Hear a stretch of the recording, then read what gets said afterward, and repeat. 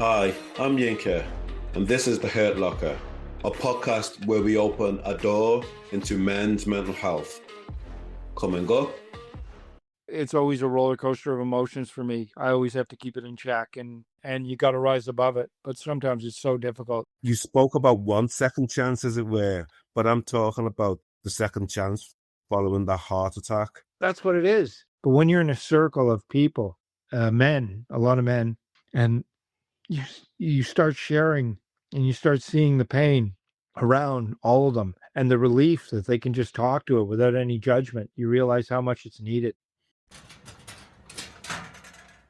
You're listening to The Hurt Locker, a podcast that opens the door on men's mental health. And for tonight's guest, we have none other than Canadian comedian Sean Collins. Sean, welcome to The Hurt Locker. Hey, great to be on here. How are you? I am good. No, I'm not. I've been in a crap place recently, so. What's going on? Yeah, life. Yeah. Barely life, yeah. But, before we started recording, the energy that I got off you was like, wow, yes, this is going to invigorate me. So, welcome to The Hurt Locker. Yeah, it's good to be here. I got a lot of hurt in me, so go for it. So, Sean, how are you today? I'm all right. A bit sore. I hurt my my hamstring. I went out and played football with my 9-year-old and friends, and everybody joined in the park. And I went to go for a cross, and I'm 58. What could I say? So I stretched my leg out and hurt my quad and my knee. And to top it all off, the ball went wide, so I didn't even score the goal. So. And to show you my kids, they just kept on playing as their dad was rolling on the ground in pain, So a bit sore, but I'm okay right now. But I mean, I think with the world the way it is, and me and you have talked sort of before this, I think it's always a roller coaster of emotions for me. I always have to keep it in check, and it's a shame because I think that the way the world is designed and the way the press is, like I said, I think they want us in this constant frame of turmoil. I think that low vibration energy is what they want out of everybody, and you got to rise above it. But sometimes it's so difficult, it just is. So I'm with you on feeling good and feeling bad at times. So I do my best. And so for our listeners, we can tell that you're not raised in England. Where are you from originally? I'm from Ottawa, Canada. I was raised initially on in a farming community. And you know what? As I got older, my father moved. He worked in the city, but he moved us out to this place in the middle of nowhere. And I didn't realize why he was so desperate to get us out into a farming community where we had a little bit more land. Life was a little bit slower. We had 3 dogs. We lived by, there were cattle around us and stuff. And I didn't realize why he would do that till I got older and realized now that that was the dream. It was just beautiful. We had family. We had a close-knit community of around there. And it just, the city life, I can see why he wanted to leave it. He just wanted to raise us outside that. And it was great. It was wonderful. What, are you an only child, or do you have siblings? I have 2 half brothers. My mom was married and divorced, then remarried, and then had me. And my father raised me and my brothers like they were his own. So he was a wonderful man. So I can tell just by you recounting. That. I think it takes becoming a father to realize how awesome your father might have been. And I, just yeah. I mean, I think about him all the time, and it's such a shame the way life is set up, because as soon as he retired, he got cancer. So, and then he battled that for 10 years. But I just think, it's not the way they've set up the world is not the way it should be. It shouldn't be working until you retire and then fighting cancer and then passing away. I just think it's a shame that that's the world that we live in. But I I'm going to be letting this dog in, and hopefully she's behaves herself. Not a problem. You behave yourself, young lady. What type of dog is it? There she is. I'll see if I can get her on that. It's a mongrel lab collie mix. So, but she's Lab collie mix. Nice. yeah, she's wonderful. She eats everything, and she's a pain in the ass, but she's been very good for my kids. So I'm pretty pleased with that. There, gave her something to chew on, so she's gone into another room. So tell me, what did you learn from your dad as a father? I guess it was realizing that the sacrifice. I mean, he used to drive 2 hours into the city, and sometimes it was in a blizzard, and he would come home. And then in the winter, he made an outdoor rink for all the kids in the farming community. He made it in our backyard, so he would come home and do that. He would water it in the ice cold, made the rink, and he put up boards. And all the kids were welcome to come over and play hockey, ice hockey, because it was done. Basically, it's football here, but it was ice hockey back in Canada. So all the kids would come over, and he would, he just was. When you think about how little time, because he had three sons that all played hockey, and he'd drive them to practice. So his weekends were always, he worked hard through the week. He would leave at 6 a.m, get back at 8, sometimes 7 or 8 at night, and then, like I said, and then the weekends was all for us. So I think I learned that the sacrifice that you have to do is it's for me, it's realizing it's not about me anymore. I mean, it's about them. And the one thing that I feel for my kids is the state of the world right now. It's such a shitty place.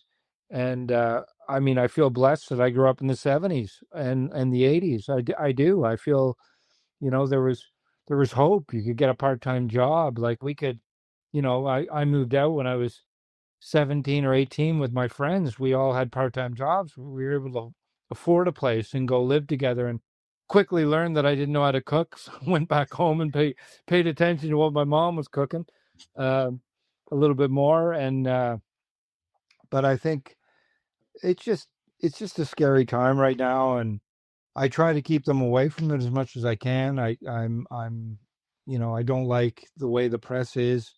I mean, I try to keep them away from the news because they just inflame. That's what it's all about, is to try to get people riled up. And Yes. How old are your children? one is 17, turning 18, and he's going to start driving my car soon. So that's going to be a new kind of fear. And Yeah. and my other one is 9 years old. So I mean, there's quite a difference in age. The 9-year-old was sort of a surprise. Well, it shouldn't be a surprise anyway. It's not like I don't know how it works, but but it was a blessing because he's lovely. So yeah, I got 2 boys, and now I have a dog. So it's great. So and I know now. I mean, I used to push so hard in comedy, and I have a bit of a following now, and I'm lucky for that. And I see a lot of comedians that, and I could go out and do 60 nights in a row, try to set up that long a tour. But it's just, from what I learned with my father, and from what I went through recently with the heart attack, I'm trying to balance it. I don't need that much. I just need to, I'll be honest, if I can cover my bills and be okay and put food on the table, then I'd rather spend time. Sometimes I'll just say, no, I don't want a gig tonight. I want to watch the Avengers with my 9-year-old, and that kind of thing. I just, 2 months away for me just doesn't do it anymore. So, and the heart attack, like I said, I came off stage on February 21st at 10 o'clock, and at 2 a.m. had a heart attack, and 6 a.m. I was in recovery.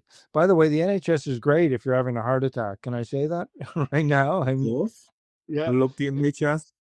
Yeah. I people who complain about it here have no idea what it's like, especially in America. Like, It's all.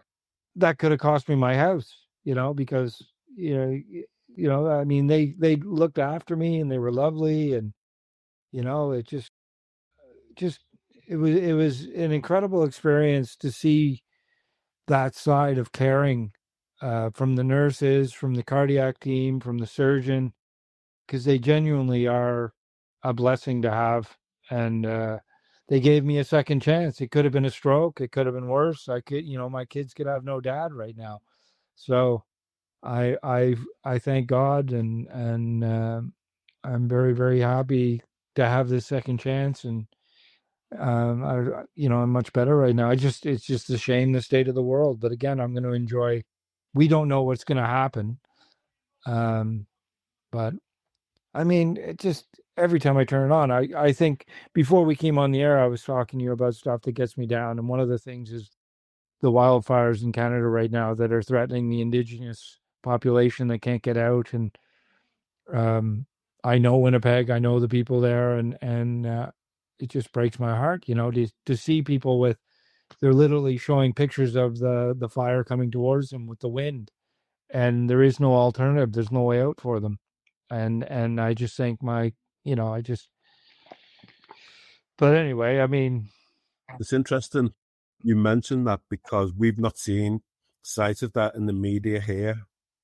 If there was wildfires globally, we'd know about it in Australia, we'd know about it in LA or Hollywood, but never in Winnipeg.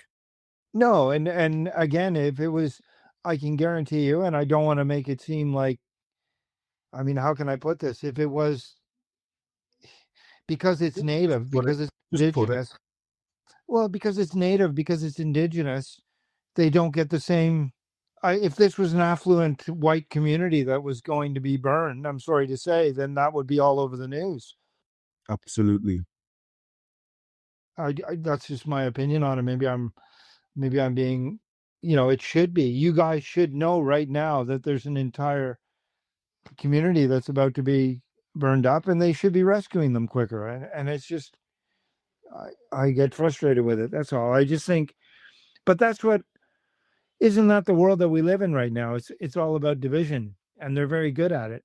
You guys had that horrible incident in Liverpool recently. That was horrible. And they were, the typical ones here where you could hear the almost hoping that it was a Muslim, a person of color, or a Muslim that had caused it. You could see the people just hoping that would be the case, and that's what we live in right now. Nobody, where that's their primary concern, rather than the fact that there are kids in the hospital, that there are innocent people celebrating. I mean, I'm not a Liverpool Football Club fan. I cheer for Tottenham, and I'm happy to say we got one.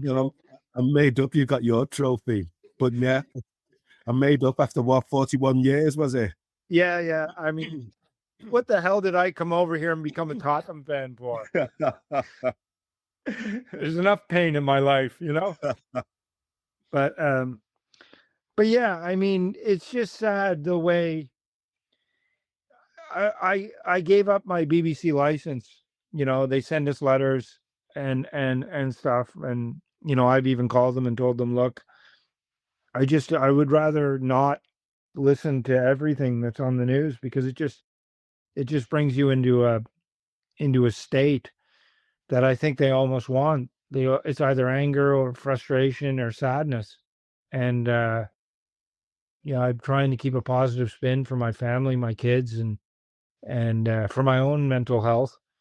So I just can't be bothered watching anything they put out anymore. And I'm quite happy not to pay it, because there's other things to do. Absolutely. Can I ask, off air, you spoke about your heart attack. Were you alone when it happened? I'm in a really weird situation, and I'll explain it to you. My wife and I, we broke up. She was with someone else, and then that didn't work out. He turned out to be a bit crazy and stuff like that. We divorced, but then we stayed friends. I'm not one of these people that can just sort of say, okay, we have 2 kids together, and we remain friends for the sake of our kids, and we have a job to do. We have to raise our kids. So I am living back in the house in the back room, and she is in the front room. and we're best of friends. We're not married anymore, and our kids are here, and it works. It's quite remarkable, the situation I'm in, because when I was on my own, it's harder, I think, for people. I have a comedian friend of mine right now that finds it very difficult because he is alone. He's in his 50s and he doesn't have a partner, and he lives alone. And I found it when I was living alone difficult. I like having my kids around. I like having Claire around. Like I said, she is my best friend. And even though we're not married, and people find it weird, you're divorced and living in the back room. And I'm just like, you know what? Find it weird. But yeah, we still care about each other. We're just not a couple anymore. But that doesn't mean that we can't, the things that we love about each other still exist. So, and I love being under the same roof. I love having people around. And yeah, I mean, we're a family, but not a typical family. Do you know what I mean? And Well, the families come in all shapes and sizes, don't they? You spoke about one second chance, as it were, but I'm talking about the second chance following that heart attack. yeah, No, I got, that's what it is. I mean, it could have been a stroke. It could have been it could have been, I could have had a heart attack and died. Like, I could have had all that. And I mentioned about my dad, about the whole thing that's wrong in this world is, working till you retire, and then my dad getting cancer basically when he retired, and then spending the rest of his life battling cancer. And I just think maybe that's why, I've got this second chance. And I also, maybe that's why I'm not into going out on the road constantly, is because, if we have enough to get by, and I'd rather, like I said, watch a movie with my kids, or go for a walk with my dog and my kids, because that's what I remember. I mean, my father worked very hard, and I'm sure he, and when he was dying, and I was with him when he was dying, I went back and flew back, and I watched this incredible man who was at like 220 pounds, who had lost all the weight to cancer, and he was very, very thin and frail, and everything we talked about when he was lying in the bed sick was things about, like I told you, about times in the farm when he made the rink, and laughing about us on the ice, and when we went fishing together. Things like that were the things that he remembered. And I realized that those, when you're dying, those are the memories that you remember. Like, I'm not going to sit here and remember the time I was on DVC doing the Michael McIntyre show. I'm going to remember, spending time with my kids, or watching my son take my car away, wondering if it's never going to come back. And and even going out now and teaching him to drive, like, that's going to be hilarious. I'm going to be nervous. We're going to go drive around. It's going to be a learning experience, but that's what it's all about. That's what life's all about. having those memories. Yeah, go on. Sorry. I'm hoping that there's a shift in the world, that this turmoil, I'm optimistic and hopeful that people are waking up to exactly what we're talking about. I think more people are awake to the fact that it's set up wrong. Like, with AI coming, and how it's going to affect the workforce. It would be nice if the world, it's fine and dandy to say robots will take over and do this. Well, then let them. Well, hopefully it won't be like the Terminator, but let them, and then allow us to live. Because I just don't think, I think people are realizing, like, so many more people are going off grid. I don't know if you see that, but so many I other, do. yeah, they just don't want to do it. And they're, there's a great guy on TikTok who sold everything, and because he's got a degenerative spine, and he just bought a sailboat, and he's been sailing around the world, and I just think, way to go, buddy. I think that's amazing. And now he's got a huge following and sponsors that are giving him stuff, and going, yeah, we should do that. You're right. It's because, working 5 days a week, 9 to 5, traveling back and forth from work and traffic, and then spending 2 days with your family is not what we were put on this earth to do. Agreed. We have such a wealth divide now in the world, with billionaires getting richer, and when you hear, like, I try to tell this to people, like, they don't give a damn about us. So when I hear a government is willing to take away the winter fuel payment from the elderly, I just think, like, why was that even on the table? There's so many, don't tell me that there's a black hole. You're full of crap. It's just BS, like, when people get to retirement age, they should not have to make a choice between eating and putting on the heat. Yes, I'm sorry. absolutely. Do you worry yourself about getting older? I'm tired, dude. So I worry for my kids. That's interesting. You saying that you're tired. Yeah, I am.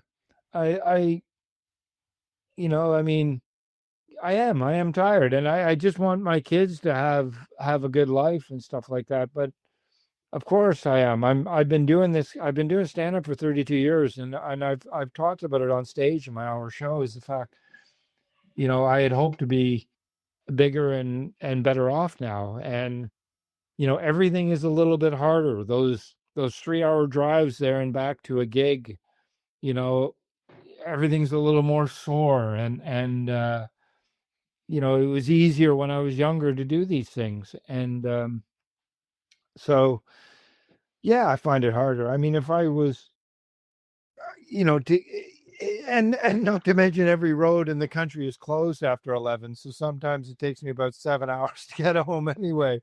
But I get home and I'm legitimately tired, and but that's it. And I also realize too that I chose to be self-employed and do this, so there isn't a big pension waiting for me. So it looks like I'm going to be gigging till I die. So that's always in the back of my mind too, that I'm going to have to keep doing what I do, and I like to do one gig and then retire. One big gig, that would be enough for me. When you look at it, I don't know if you feel this way with the wealth divide, but when you hear about, like, someone said to me, well, wouldn't you like to be a billionaire? And I said, I couldn't be a billionaire. And that's the truth about it, because if I was even close to that amount of money, everyone in my neighborhood would have millions of dollars, because I would just give it away. Absolutely. I think it was quite telling. Somebody give me this analogy. The inauguration. Imagine if it was the wedding. Who would you have sitting with the bride and groom? You'd have all the relatives and that. And what did we have with Trump's inauguration? We had the richest people in the world. And that just spoke volumes for me. The fact that there are people that believe he's a savior to the working class is just phenomenal to me. It's frightening. I mean, going back to Farage, I went away with my son recently. He's young. And like most 16, 17-year-olds, says very little, but eats a lot. But one of the conversations we had, probably the best thing about being away with him, was the conversation when he asked me, why are people so stupid? That's a great question. And he basically said, can't people see what he's about in terms of Nigel Farage?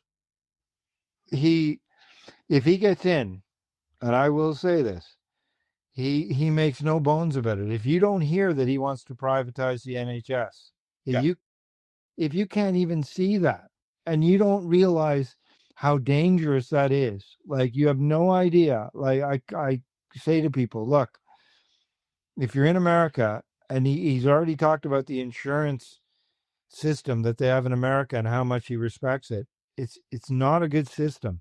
All right, you're paying a couple of $1,000 a month in America just to get coverage, and then when something goes wrong, as you know, insurance companies try to find a loophole so they don't have to pay you. Absolutely. And wasn't that one of the reasons why that healthcare CEO got killed in America? Yeah, it was. And I think, people are frustrated. I'm not condoning any kind of behavior like that, but people are. And it's going to get worse. And what people don't realize is, once you take everything, and that's what they're doing, And I think it's almost what they want is complete anarchy. But once you take hope away from people, once you take their ability to feed their children away, and desperate times come in, you're asking for civil unrest and everything else, because you have no choice. When you can't feed your kids, someone will say to me, oh, he's stealing. Well, there's a reason why he's stealing, like, Absolutely. but I mean, people, for the people to think that Nigel Farage is not racist, like, it's just, Let's come on, look, right. Let's look at the Conservative Party. People can say, well, we've got Kemi Badenoch as the leader of the Conservative Party. Doesn't that show that it's not a racist party? We know it's a racist party. It's been proven, and reforms. Reform's next level. Yes, it is next level. I had, when I was in the recovering, all the nurses that looked after me were from either the Philippines and they were spectacular. And these were not, but you know what? Farage, when the media presents everyone who comes over here as a dole, like sponging off, and a lot of them are doing the jobs. It's not a high-paying job, and it's not a glamorous job being a nurse. I'm sorry, it's not. I mean, you're, and it's, or midwives or whatever. But I just think, what a shame that Farage doesn't see, because I sat and talked with people when I was in recovery from all over the world, whether it was the Philippines, whether it was here or there. And they were asking me about Canada, and I was asking them about the Philippines, and we were sharing that stuff. And it's so wonderful. You have to be so closed off and so angry to not want to hear what it was like for a young lady growing up in the Philippines, and listening to her tell me her story about where she grew up. Why would I not think that's wonderful to hear and learn about that? I mean, and why wouldn't everyone embrace that? Why wouldn't you embrace somebody from another country coming in here and telling you how they grew up? And we're going backwards, because unfortunately in America it's just getting worse. Like it or not, that's what's happening in America. It's just getting hard in this world, and I just see it going backwards, and I'm just going, God, something's got to give, like, What made you come to the UK? I because I wanted to experience a different culture. I had comedian friends here. I'd basically done everything I could do in Canada. I did the Just for Laughs, and I had an hour special on there, and it was either go to America or come to the UK. So I came over to the UK and did some gigs, and I just loved it. And I think part of the reason I loved it is, like what I was saying, is, whether it was the Welsh, the Scots, or the English, was just learning new things, and sharing my stories from Canada with people in the UK, and then hearing stories about them growing up in the UK. And that's, again, what it's all about. It's but I don't know. I just think, and what's scary about the way the world is right now is you look at the polls, and Reform is starting to push into the lead, and I just think, really, like, oh my God, like, please, come on, like, but our alternatives are just as bad. Like, this is my point. Labor isn't Labor anymore. No, it's not. They're just the Tories over and over again. Like, it's just so. It's been in our lifetime that we've seen this shift. Yeah. Well, where's the hope? The hope is children, wouldn't you say? Yes, absolutely. But we've got to make sure that they don't buy into the BS that they're being pushed. Like, like I said, I gave up my TV license for a reason, because I just couldn't stand what the BBC was spouting, and all of them, and GB News and all that, and what they what they talk about and how they do it. And I understand when people go, oh well, they're all coming over here on boats. Do you know how dangerous it is to come over here on a dinghy to try and start a new life? Listen, there's in terms of immigration, there's more people who come through the airport than bloody go on boats, Yeah. you know, but they just happen to have money. Yeah.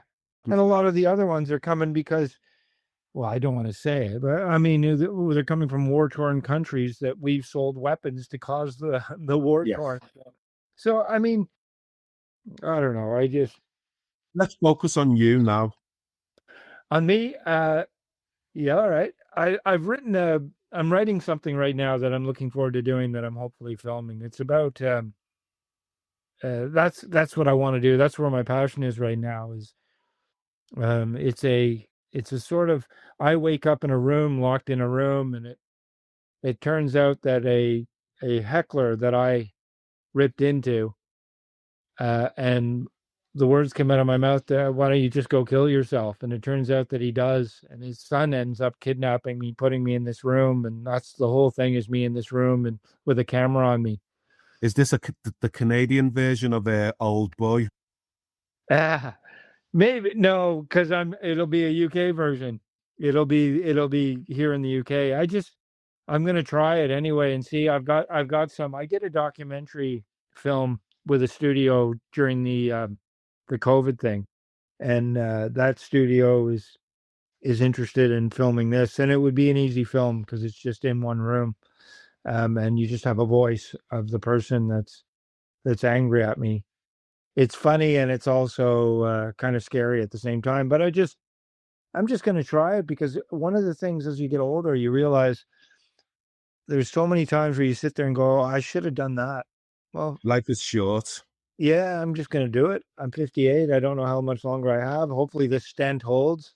I'm going back. My mom is my mom's 89 and she's still kicking. And I'm going back to Ottawa to do a show in my hometown in September and see her, again, because you don't know how much time you have with her. And so I'm looking forward to seeing that and my brothers and family. And I guess one of the things that the heart attack did for me was make me enjoy and embrace things that I took for granted before, and time and I'm going to do as much as I can to show love. And I haven't always been a good person. I know that. Why not? Maturity and kind of figuring out what life should be about. And it should be, it's just, we're living in their world and their world is awful. And they're trying to keep that world. And that's what I love listening to people that are talking about the fact that what we're witnessing right now is the complete fall of capitalism, almost in a way. Like it's almost like Rome is burning right now because America, it's all burning, and they're desperately trying to keep the old system together, which is 2% of the population having all the money and everything else, and all of us working for them. And it's what's that movie? There's a cartoon movie about ants and grasshoppers where the ants finally wake up and realize, wait a minute, we outnumber the grasshoppers. So why don't we just, and we do. There's more of us than them. We gotta come together. So I'm just gonna chip in there. It is A Bug's Life. Yeah, you know the one. Yeah. That's basically the world that we live in right now. And it's funny that they show it in a simplistic film like that, but it applies to our world,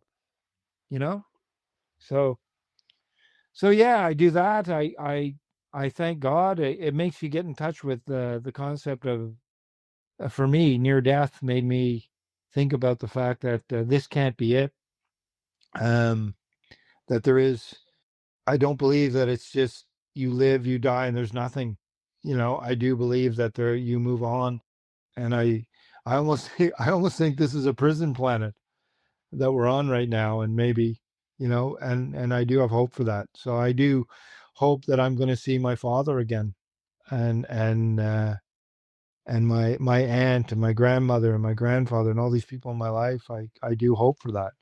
It's interesting, Sean. Just received a question from a listener. Thank you, Yinka. I'm just going to read this out. It's from listener Keith. So, Sean, bit like yourself, in February, I'm recovering from a recent cardiac arrest. And I spent a lot of time contemplating things and phrases and things that you get told. For example, the phrase, you only live once, etc. And I was thinking about this, and I now believe, this is my opinion, you live every day and then you only die once. That's my opinion. I would like to get your thoughts. So that's from Keith. Hope you're well, Keith, and stay safe and take care. But I'd just like to put that over to you, Sean. What are your thoughts on what Keith said? We die once, yeah. I don't know. I think, fuck. That's a tough question. You know, and by the way, please pass on. I understand what he goes through with recovery, because you do go through these incredible thoughts of, do we come back to this world as somebody else, or do we move on to another realm or whatever? And yeah, I don't think you live, you know, do I believe in heaven? Ask the guy if he does chirp in, if he's talking about heaven. Is that what he means? That we die and we go to heaven and that's it? If he could, if that's what he means by it. I sometimes wonder if the religions, that there's a difference between spirituality and religions, and leave it to man to make religion complicated and almost, you know. So I don't know. Like, there's so many different ones. I just think we're gonna find out, aren't we? We will. You know, God, I don't want to come back. Can I ask, having this near-death experience, it strikes me that, and you said yourself, you find a balance of what's important. You found purpose and meaning in your life now. Yeah, there are so many people in the world worse off than me. 100%. You know, like even the heart attack, the knee that's gone now because I thought I could play like a 9-year-old again. There are so many people that don't have a roof over their head and that can't pay their bills. And Claire and I, we've got our bills covered, and I don't make a ton of money, and but I make enough to put food on the table, and enough to, you know, go to a movie with my kids, and you know, and that is amazing, because there's so many people worse off. 100%. And I'm very thankful for that. So, like I said, I'm one of these people now that I guess I realize I don't need a lot. And when you're sick, you can have all the money in the world, I'm sure, but when I was sick, when I had that heart attack, that's the only thing that mattered at that time, was my health.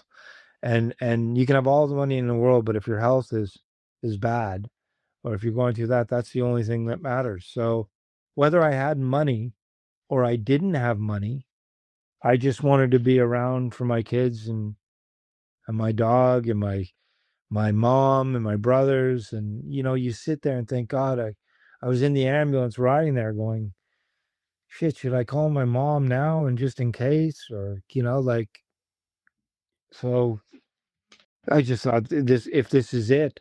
And that's why I also think, you know, you got to show your love to the people around you every day. Is it easy to do that?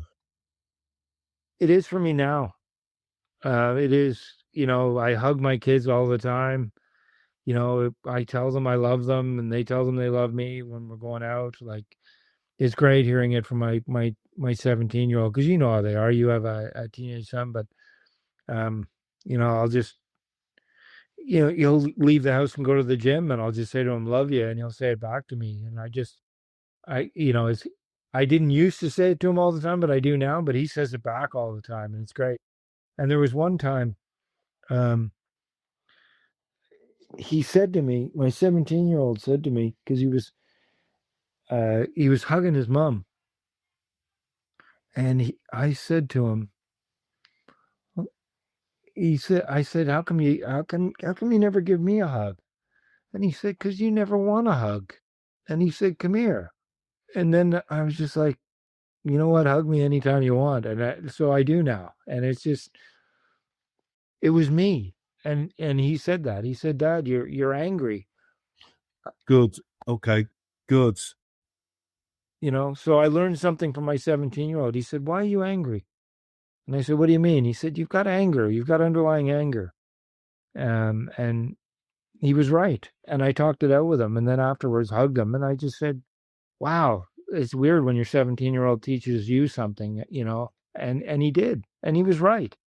So I think we don't give them as much credit as but this younger generation that's coming up, we might have been a bit more closed off. I think when we were in the 70s, and yeah, my dad did everything for us and it was great, but there was never those moments of, I'll love you, Dad, all the time, but now this younger generation expresses themselves more, I think. Yeah. And he nailed it right on the head. And so does my 9-year-old. And, I showed up, we still got a little bit of time, and I don't want to bore your listeners and stuff like that. But You're not go on. my son had a sports day, and I always look at it this way. It's, when the kids are all out on the field, right, for their sports day, and then you walk in, look at your kid's face when you show up for that sports day, when they see you and they wave hello to you, and the fact that you're coming to see them and they're so happy that you've shown up and they wave hi, and you realize, that it's such an amazing feeling. So 100%. It's so important to them that you're there. That's the point I'm trying to make. It doesn't matter, because there's different levels of parents that come to where my kids go to school. Some are wealthy, some don't have a pot to piss in, as my mom would say, right? It doesn't matter how much money you have, because if they see you and you're watching them do their sports day, that's all they care about, which means that all they want is for you to give them your time. They don't care what you do, So when I get off the phone here, or get off the show with you here, I've got a second half of a movie to watch with my 9-year-old. He's going to be happy too, because looking at the time, he's going to be up late. So that's That's a win-win. yeah. So we're going to get our snacks together, and we're going to watch the second half of Captain America, and it's going to be amazing. He'll cuddle in under my arm, and the dog will be on the bed with us, and that is what I mean by the important things. So, Sean, you know what? I would love to talk with you again, most certainly. oh, anytime, man. Get my number. Call me. Certainly. Thanks both. We'll definitely make that happen. We would love to have you back on, Sean. We've just got one more listener question. It's from Alan. And in terms of your mental health, Sean, if you don't mind sharing, Alan says, what has been the most difficult period of your life so far? The hardest part was when we divorced and I had to leave the home and I wasn't with my kids 24/7. That was the hardest. I was such a hands-on dad anyway. And the whole thing about them coming over or being here and sort of having it just didn't seem natural to me. I just like being there when they're sick. I like being there when they wake up. I like, it's not all great. There's times, yeah. But I mean, that was the hardest time for me in my life. And then I quit booze. I quit alcohol, which I think was affecting me as well. I've been sober now for coming up on 3 years. And, how's that been for you? Good. It's hard in a world where going for a pint is sort of the natural thing you do with your friends, But I've learned now that I can go into a pub and just have soda water and hang out with my friends. It doesn't bother me. It's been great giving up alcohol. I partied hard for too long. I always had a beer on stage. I was drinking on the weekend, and I started to think to myself, it can't be good. And sure enough, it did affect my liver. So, which my liver recovered, but it was because I quit. And so I just stopped doing that. And I think not enough, I know in Canada, they legalized cannabis. Here, they would never do it. But I think not enough people don't talk about how much damage alcohol does to families, Yes. to communities, to your health. It's one of the things that they seem to promote, and it's worse than any drug. So I'm just glad I got out of that. Like I said, the second chance that I have, I'm going to be the best person I can be. And, I'll say this on your podcast. If I upset or offended anyone in the past that they remember, I apologize. And all I can do is say that I'm not that person anymore. And I feel good about myself. And that's important. How have your kids taken to their new daddy? Joel thinks it's pretty good. Claire, my ex, their mom quit alcohol as well. So we're in a situation where we have, and lucky enough, my 17-year-old son doesn't like it. So maybe because we quit, or he saw that we gave it up, he said to me, it's very difficult for him to go to his friends' parties because they all get drunk and he doesn't drink. He goes to the gym and he plays the guitar. So that's what he likes to do. And he said it's difficult going to parties and when you don't drink, because they all say, "Oh, have a drink," and he doesn't want one. So, which I respect the hell out of him for, because at 17 or so. Absolutely. Can I ask you, what's in your hurt locker? Pain-wise, Yes. I'm lucky enough to have dealt with it. I recently did a thing. What am I still carrying? I think I got rid of it. I think I got rid of most of it. I mean, I still try not to dwell on the past. And I was abused as a kid by my piano teacher, and I talked about it in my show. And that I was carrying that till my mid-20s. My hurt locker would have been, in my single days, I think how I treated women. Just drinking and sex kind of thing was the main thing that I wanted to do. And I think I missed out on a lot of getting to know people. And I wish when I was younger I would have given more people a chance to. But I was a pleasure monkey that was into, just getting high, making people laugh, and getting laid. That was it.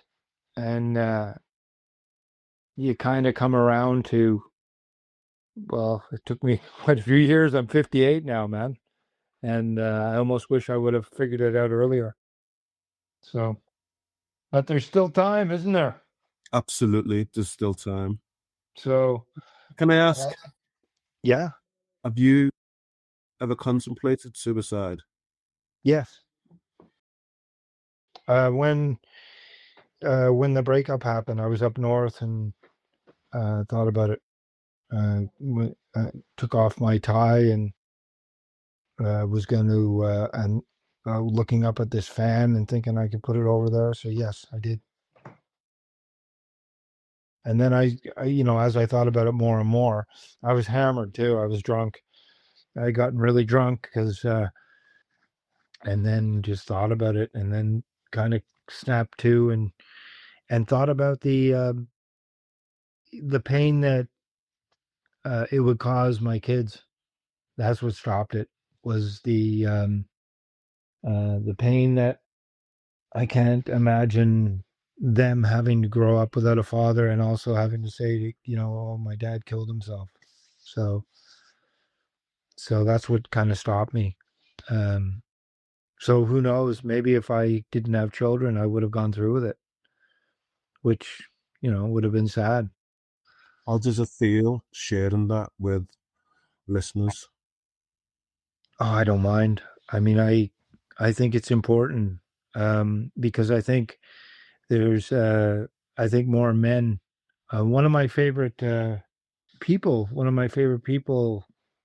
from Liverpool is Paddy the Baddy, is the UFC fighter, and part of the reason I cheer for him and like him, he lost a very close friend to suicide, and he's very much into. He always tells people to talk. He always tells people to pick up the phone and call, because he was genuinely in tears, saying, talking about how he wished his friend instead of killing himself, would have just called them, because he could have talked them out of it. So he always encourages people, and I will do the same and say that to anybody. The one thing I found when I got this following on Facebook, I got about 500,000 now on my Facebook fan page, and I say to them when I go live, I say, look, if anybody's down, to message me. If you're trying to give up alcohol and you're having difficulty, to message me. And I get so many, and we just go back and forth and talk. And I've made phone calls, and I've had people talk to me about it, and they thank me, but it's just, there's a lot of people in pain, a lot of guys in pain. It is. And those guys feel like they're betraying being a man by speaking up, and you're not in any way. So I think there's just something call. in there. It feels so good. It feels so good to talk. Absolutely. I think there's something in that, the societal pressures of men not to be seen as vulnerable. Yeah, I know. And I can tell you, it's not worth it. I mean, when I went to group therapy in my 20s about the abuse from my piano teacher when I was 6, because I was working at the hospital at the time, and I went to therapy for it. Just, I always thought when I went into therapy that it was going to be, when you go into it and you think to yourself, oh, what am I doing? Or is this going to be a waste of time? But when you're in a circle of people, men, a lot of men, and you start sharing and you start seeing the pain around all of them, and the relief that they can just talk to it without any judgment, you realize how much it's needed. Absolutely. So it is needed, and more men have to do it. And, maybe Nigel Farage could sit down and we could find out what's caused him so much. To find out what it is, Hurt Locker. Yes, indeed. What hurt him to the point where he's such a vile creature. So, but yeah. So yeah, that's the message. Talk to a friend. Pick up the phone. If you do follow me, message me. I'll message you back without a problem. Good. So, who's the most important person in your life? my kids. Both of them. No. You can only pick one person. Oh, you can't do that. I can. No, you can't. I've got 2 kids, and you're asking me to choose them as a burn? No, I'm not even gonna. Remember Sophie's choice. That's not what this. You're not gonna get me there. There's no way you can get me to answer that. Okay. Let me say this. The most important person in your life is you. I see where you're going with that, because if you look after yourself, then you can look after the people you care about. Absolutely. And the only way you can give them 100% is to be okay with yourself. So I understand completely what you're saying, and it very, very well put. So that's the trick question, isn't it? It's not a trick question. Come on. Yeah, you knew I was going after my kids right there, and you were coming back with Sophie's Choice and all that. Yeah, you knew it. You set me up, man. No, I wish I was that clever. I'm not that clever. Don't kid yourself. You are. Look what you're doing right now. Look at this podcast that you're doing. You're helping, and that's really good. Thank you, Sean Collins. It's been a pleasure.